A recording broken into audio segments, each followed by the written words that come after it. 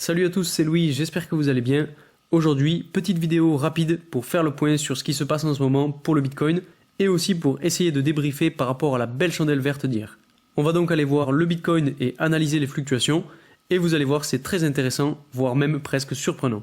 Je vous donnerai aussi mon avis sur ce qui pourrait potentiellement se passer pour la suite et comme d'habitude, on ira voir les différents indicateurs généraux. Et je vous fais cette vidéo aujourd'hui comme j'ai un petit peu de temps, mais ne vous inquiétez pas, il y aura aussi une vidéo mercredi.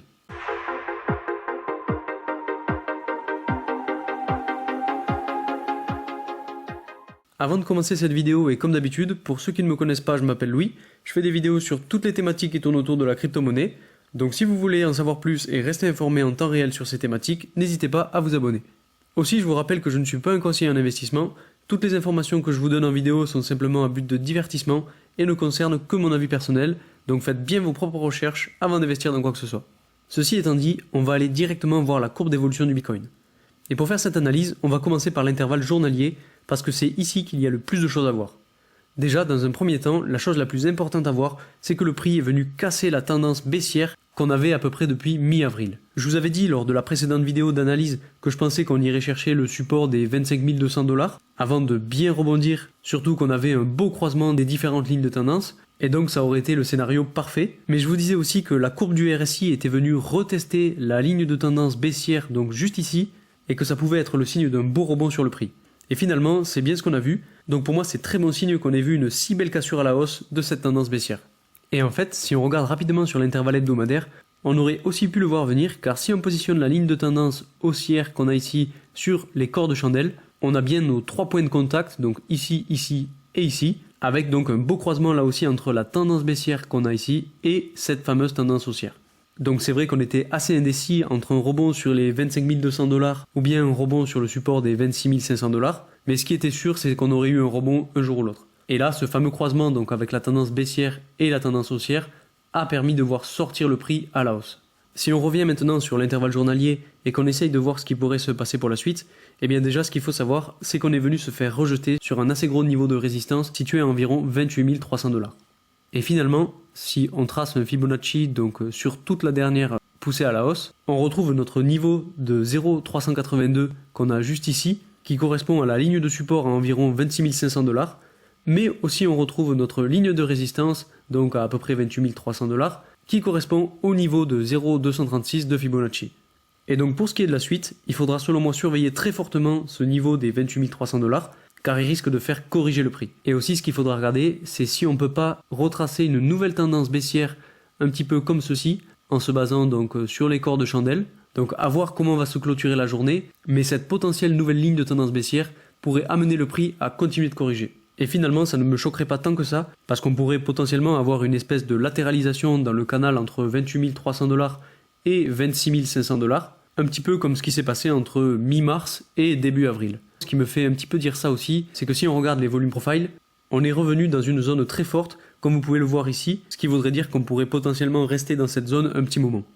Après, bien entendu, si on arrive à casser à la hausse la résistance des 28 300 $, alors là ce serait vraiment très bon signe, ça voudrait dire qu'on pourrait définitivement laisser notre tendance baissière derrière nous et que le prochain niveau de résistance se situerait aux alentours des 30 000 $. Et honnêtement, ce niveau des 30 000 $ ne me fait pas si peur que ça, et je pense qu'une fois qu'on aura bataillé un petit peu sur ce niveau des 30 000 $, on pourra facilement arriver à aller chercher les 35 000 $. En plus, si on regarde la courbe d'un petit peu plus loin et qu'on analyse l'évolution depuis le rebond sur les 16 500 $, on voit que le prix est monté en espèce d'escalier et que si on reporte la dernière poussée à la hausse, donc c'est-à-dire celle-ci, et qu'on vient la poser sur le niveau actuel, on arriverait environ aux alentours des 35 000 $. Bon, évidemment, là, je ne parle pas du tout sur du court terme, on est plutôt sur du moyen terme, on va dire, mais si tout se passe bien, on pourrait avoir ce type de mouvement avant l'été. Donc on a quand même plusieurs scénarios qui sont selon moi plus haussiers sur du moyen terme. Bien évidemment, je peux me tromper, et d'ailleurs, mettez-moi en commentaire ce que vous pensez de cette analyse, ça m'intéresserait beaucoup d'avoir votre avis.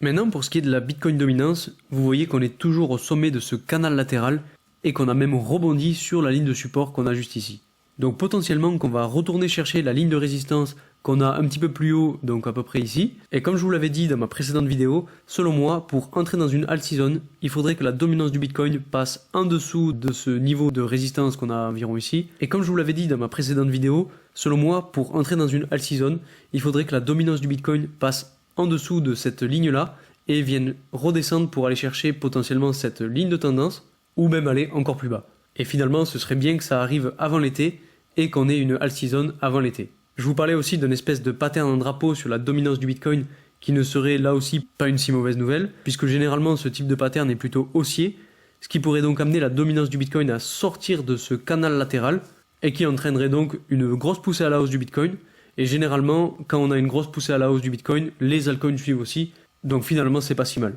Donc je reste sur ma théorie, soit on a une dominance du Bitcoin qui chute et qui profite fortement aux altcoins, et donc on entre dans une alt season,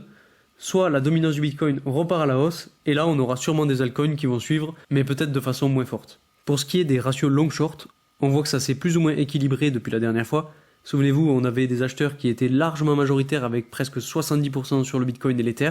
et aujourd'hui on est bien redescendu. Bon, sur le Bitcoin on a toujours des acheteurs qui sont plus ou moins majoritaires, ce qui n'est pas le cas pour l'Ether d'ailleurs, et je pense que la différence va continuer de se creuser vu le beau mouvement haussier qu'on avait connu hier. Donc c'est à surveiller, mais vu comment les acheteurs sont majoritaires en ce moment, c'est plutôt très encourageant, et ça montre bien qu'on est vraiment sorti de cette tendance baissière du bear market. Alors attention, je ne dis pas qu'on est sorti du bear market, mais on est en tout cas plus dans cette période de peur. D'ailleurs, si on regarde les cycles, donc pour ceux qui ne connaissent pas ce schéma, il représente en fait les différentes phases du marché, et aujourd'hui on se situerait selon moi un petit peu avant la zone d'espoir, donc à peu près juste ici, ce qui veut donc dire que de beaux jours nous attendent et que c'est maintenant qu'il faut savoir se positionner. Et pour ceux que ça intéresse et qui ne les ont pas vus, je vous ai fait plusieurs vidéos avec les cryptos qui composent mon portefeuille, donc je vous invite à aller les voir si ça vous intéresse. Je vous mets la dernière vidéo en haut à droite pour ceux qui veulent. Si on passe maintenant aux liquidations, on voit que beaucoup de personnes qui étaient positionnées en short se sont fait liquider. Et au final c'est assez normal, la grosse chandelle verte d'hier a fait énormément de mal. Si on regarde dans le détail, on a 55 millions sur le Bitcoin, et on a effectivement 43,8 millions de shorts qui se sont fait liquider. Je ne voudrais pas m'avancer, mais avec la belle poussée à la hausse d'hier, on a regagné en confiance, donc on va sûrement avoir beaucoup de nouveaux acheteurs qui vont se positionner à la hausse, et j'ai peur qu'on voit une correction qui fasse inverser la tendance, et qu'on ait demain ou après-demain une majorité d'acheteurs qui se seront fait liquider. Mais bon, on verra ça mercredi et je vous tiendrai au courant, et donc si on a du vert sur ce tableau, ça voudra dire que j'avais raison. Et enfin, pour ce qui est du Fear and Greed Index, donc là ça bouge pas trop en ce moment, on est juste passé de 50 à 52, ce qui est dû notamment je pense à la chandelle verte d'hier, et qui a permis de faire gagner en confiance sur le marché. Au passage, je vous le rappelle, pour ceux qui veulent faire du trading, vous avez moins 10% sur vos frais, ainsi qu'un bonus pouvant aller jusqu'à 5000 $ en vous inscrivant avec mon lien de parrainage sur la plateforme BitGet. En plus, en ce moment, ils sont en train de faire un événement qui a l'air vraiment bien, et qui est une espèce de Coupe d'Europe des traders, donc je vous ferai sûrement une vidéo là-dessus très bientôt, mais si vous vous y connaissez en trading, n'hésitez pas à y participer. Voilà pour cette analyse rapide du marché, donc comme vous l'avez compris, je n'envisage pas qu'on redescende encore plus bas que les 25 200 $.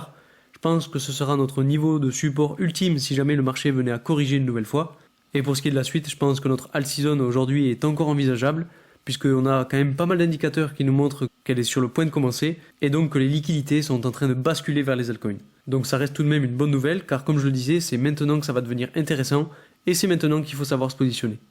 Bien évidemment, ce n'est pas un conseil en investissement, faites toujours bien entendu vos propres recherches avant d'investir dans quoi que ce soit.